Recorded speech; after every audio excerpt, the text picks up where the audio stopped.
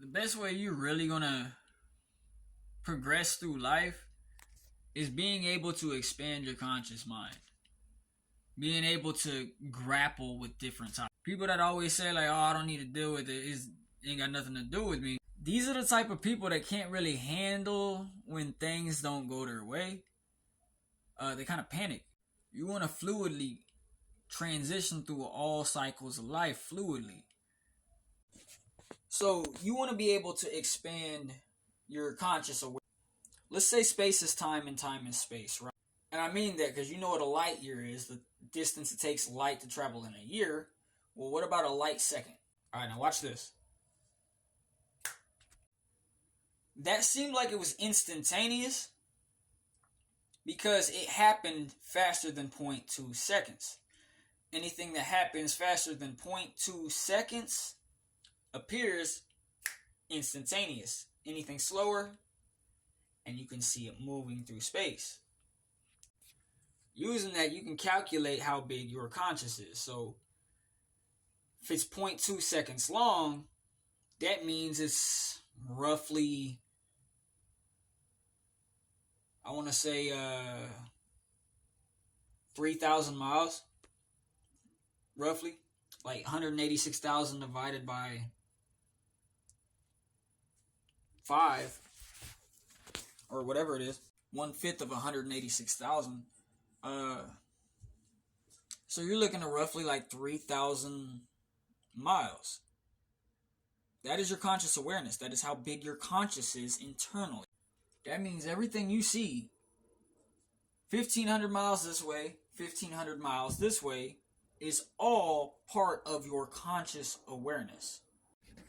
How is this possible? Well, one, your brain is simulating reality. It's just when we agree on the simulation, we call it reality. When we don't, we're like, oh, that's imagination. Very subjective. Two, like, think of it like this. Okay, let's say we have this little box right here, right? So light comes in here. Oh, shit.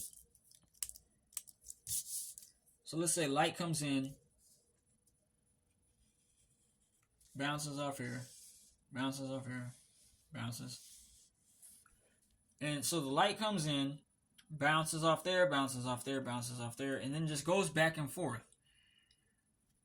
After a while, this light might have traveled, say, 3,000 miles.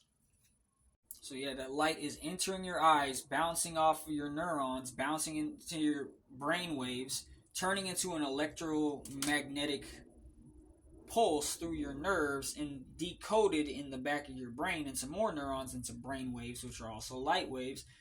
While the other light waves, they just, I don't know where they go. They probably go into the void. They go back into the universe because, you know, there is voids there. There's portals. There's black holes, little miniature wormholes in your brains.